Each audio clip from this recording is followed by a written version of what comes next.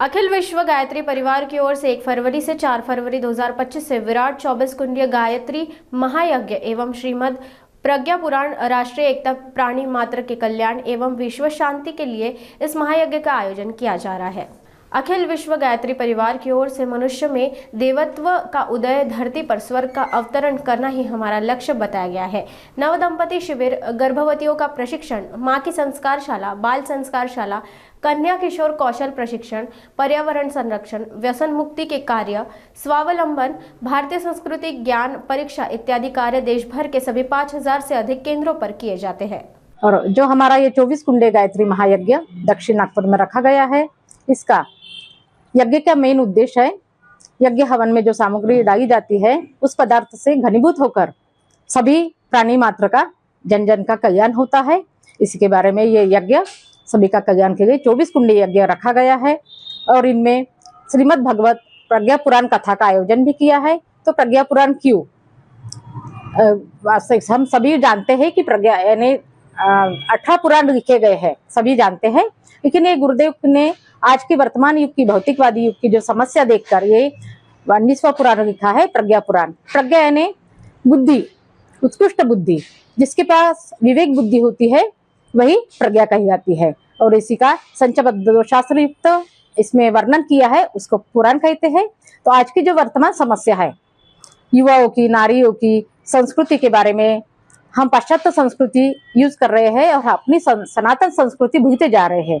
और पारिवारिक समस्या, सामाजिक समस्या, भौतिक समस्या, सभी का निवारण इस प्रज्ञा पुराण में होने वाला है। इसलिए आइए हम सभी प्रज्ञा पुराण कथा में आयोजित किया हुआ है प्रज्ञा पुराण कथा। तो आप सभी आमंत्रित है। आज का ये जो हमारा यज्ञ है, यज्ञ में वो जैसे बैठते हैं तो उनको ऐसे महसूस होता है कि यज्ञ से जो उनकी ऊर्जा, गुरुदेव का जो साहित्य है, 3200 गुरुदेव ने साहित्य लिखा है, तो ये साहित्य का अगर उन्होंने पठन मनन चिंतन किया और यज्ञ में जो बताते हैं उस रास्ते पर अगर हमारे युवा चलते हैं तो उनकी जो भी समस्या है, और अखंड ज्योति जो गुरुदेव ने लिखी है, शताब्दी अभी 2026 में अखंड ज्योति की शताब्दी है, तो 100 साल पूरे होने वाले हैं। तो ये अखंड ज्योति अगर हर युवा ने, हर महिला ने, हर युवा ने यानी पुरुष ने, जो जिसने भी अखंड ज्योति का मनन चिंतन किया तो उसकी जो भी समस्या है वो इजीली सॉल्व होती है, छूटती है।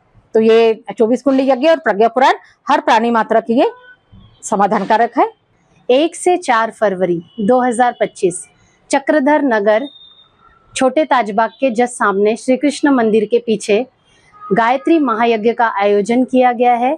इस आयोजन का मुख्य उद्देश्य है राष्ट्रीय एकता, प्राणी मात्र का कल्याण एवं रोग मुक्त जीवन एवं विश्व शांति के लिए यह प्रयास गायत्री परिवार के द्वारा किया जा रहा है। इस यज्ञ की मुख्य भूमिका में 3 चीजें बताई गई हैं, जिसमें सबसे पहले कलश यात्रा का प्रारंभ होगा, जो 1 तारीख को सुबह 1 बजे ग्राउंड से निकलेगी, चक्रधर नगर ग्राउंड से। 2 तारीख को जो है सुबह यज्ञ की श्रृंखला है। 2 की शाम को बसंत पर्व का विशेष पर्व है, जिसमें प्रज्ञा पुराण कथा होगी, और शाम को लोक शिक्षण हेतु सांस्कृतिक प्रोग्राम होगा। 3 की भी सेम रूपरेखा है और 4 को विदाई का है। तो यह पूरा जो कार्यक्रम है हम सभी के प्रयास से, सभी के कल्याण के लिए और विश्व शांति के लिए है।